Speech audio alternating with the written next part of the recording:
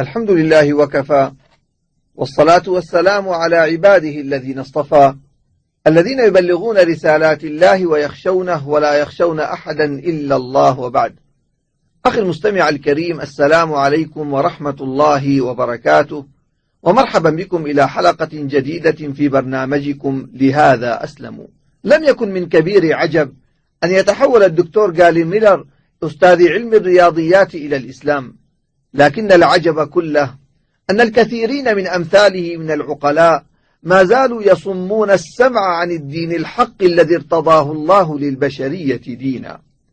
نشأ الدكتور جاري ميلر في كندا، وترعرع في مدارس طائفة الفرنسيسكان الكاثوليكية، ثم درس اللاهوت في جامعة اليسوعيين، وغدا بفضل ذكائه ومواهبه من المنصرين النشيطين الداعين إلى النصرانية في الكنائس وفي القنوات الفضائية، قبل أن يحصل على درجة الدكتوراه في الرياضيات من جامعة تورونتو.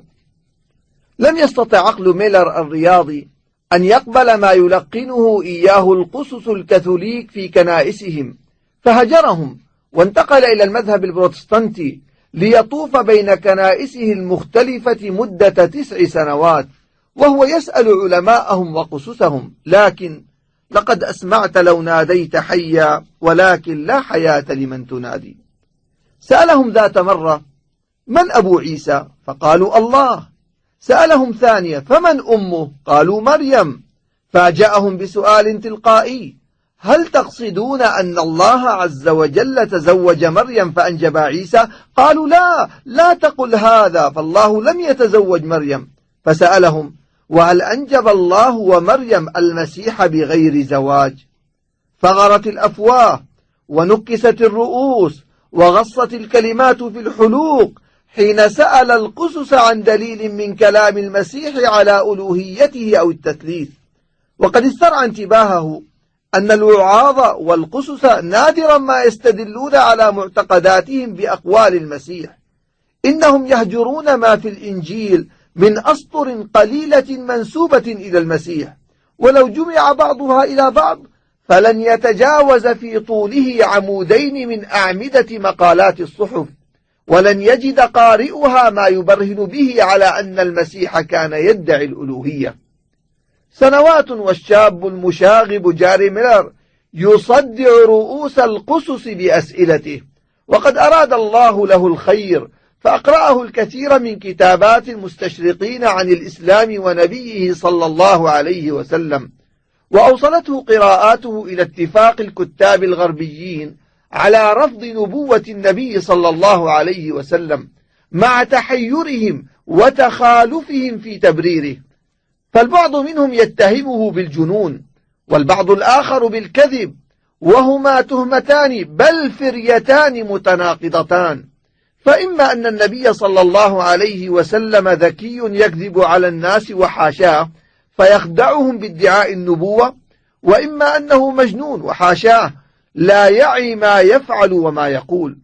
كذلك ما أتى الذين من قبلهم من رسول إلا قالوا ساحر أو مجنون أتواصوا به بل هم قوم طاغون.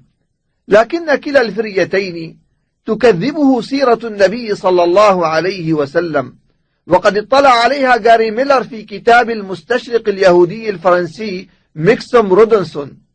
ورغم ما في الكتاب من تحامل على شخص النبي صلى الله عليه وسلم، فإنه فتح أمامه أبوابا لطالما بقيت موصدة، منها أن إبراهيم ابن النبي صلى الله عليه وسلم مات، ووافق ذلك كسوف الشمس، فقال الصحابة رضوان الله عليهم: كسفت الشمس لموت إبراهيم، فقال عليه الصلاة والسلام مستنكرا: إن الشمس والقمر لا ينكسفان لموت أحد ولا لحياته.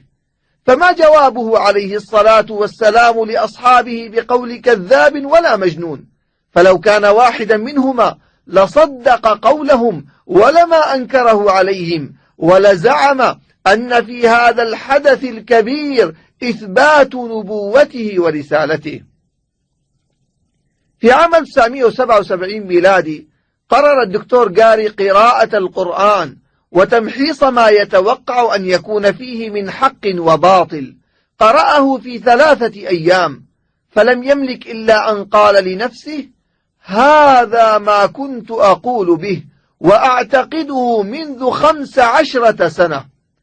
لقد كان يتوقع أن القرآن كتاب يتحدث عن محمد وأحاسيسه وعائلته وبيئته، كما هو الحال في كتب أهل الكتاب، فإذا بعينيه تتسابقان إلى ما لم ينتظره.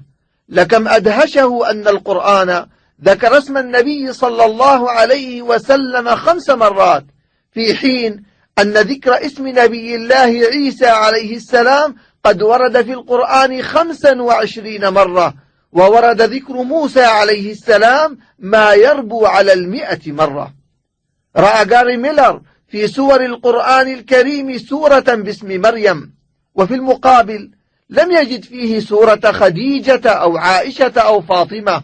لقد افتقد في القرآن كل ما يتعلق بأحاسيس النبي صلى الله عليه وسلم الشخصية، فلا تظهر في آيات القرآن نشوة انتصاره في غزوة بدر، ولا ذلة انكساره في أحد، ولا يذكر القرآن حرفا واحدا عن الأحزان التي توالت على النبي صلى الله عليه وسلم في عام الحزن، لأنه كتاب الله لا كتاب محمد صلى الله عليه وسلم.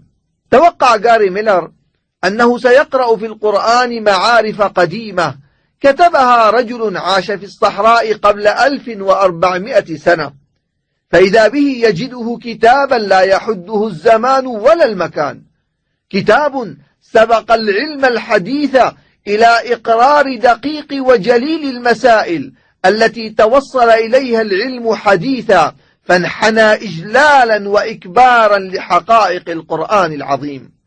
قبل 200 سنة اكتشف العالم الهولندي أنطوني ليون هويك أن الماء يكون 80% من مادة الخلية الحية في الكائنات، وهو ما سبقه إليه القرآن بقوله: وجعلنا من الماء كل شيء حي أفلا يؤمنون.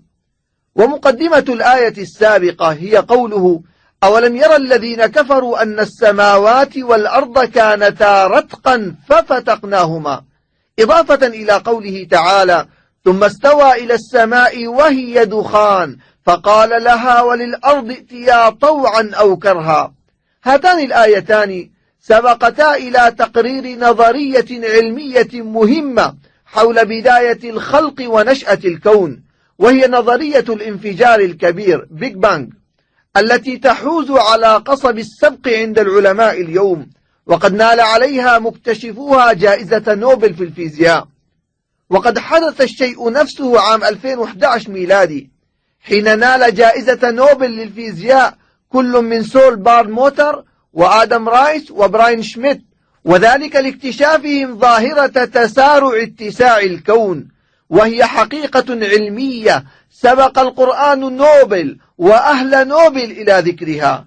والسماء بنيناها بأيد وإنا لموسعون. فمن الذي أنطق محمدا صلى الله عليه وسلم بها قبل تلك القرون؟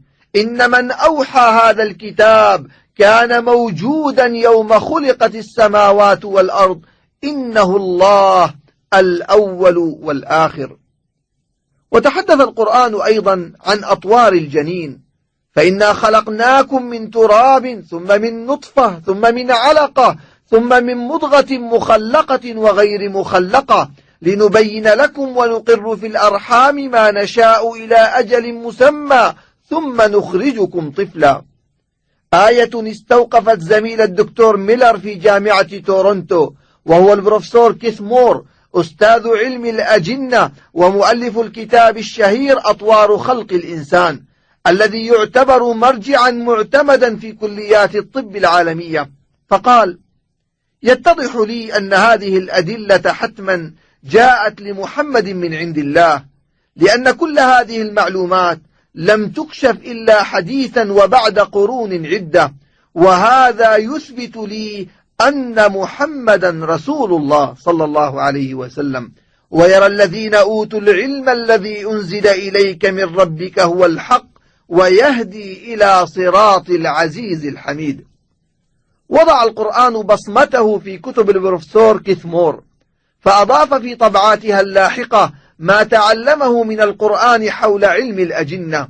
لكن الدنيا قامت ولم تقعد حين أصدر كيث مور كتابه عن علم الأجنة السريري، فأشار فيه إلى سبق القرآن في تقرير حقائق تطور الجنين.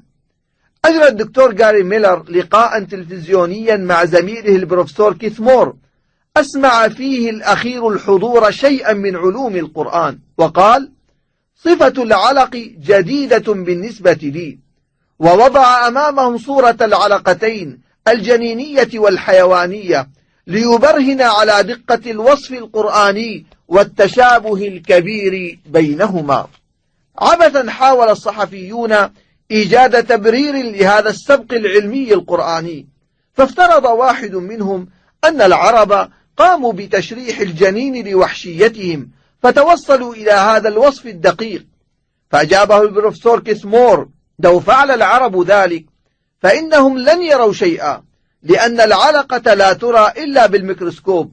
وأضاف ساخرا: يمكنك أن تقول بأن أحد العرب كان لديه ميكروسكوب دقيق رأى فيه العلقة فأعلم بذلك محمدا دون غيره ليسجل لنفسه هذا السبق الفريد، ثم كسر هذا العربي ميكروسكوبه حتى لا يتوصل غيره إلى ما توصل إليه. إن هذا من السخافة بمكان.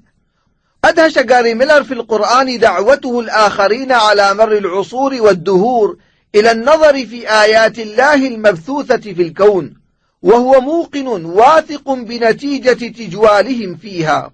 سنريهم آياتنا في الآفاق وفي أنفسهم حتى يتبين لهم أنه الحق، أولم يكف بربك أنه على كل شيء شهيد.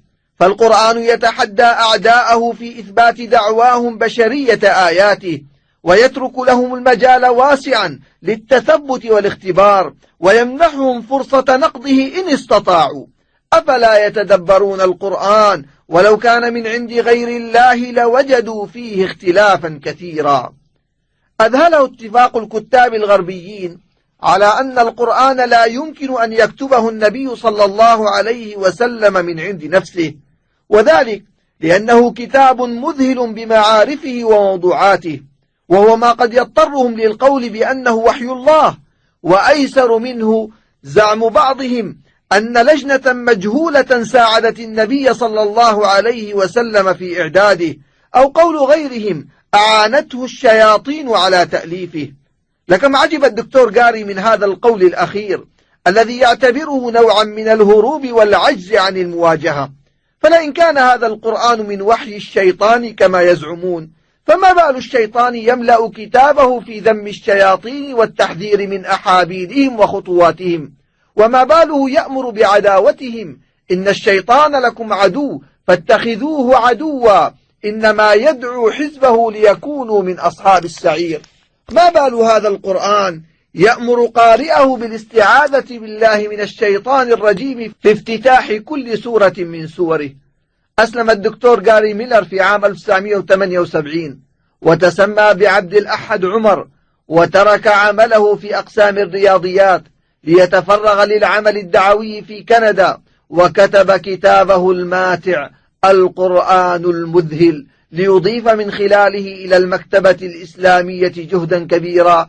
نسأل الله أن يتقبل منه، وإلى لقاء يتجدد بإذن الله، وصلى الله على نبينا محمد وعلى آله وصحبه وسلم، والسلام عليكم ورحمة الله وبركاته.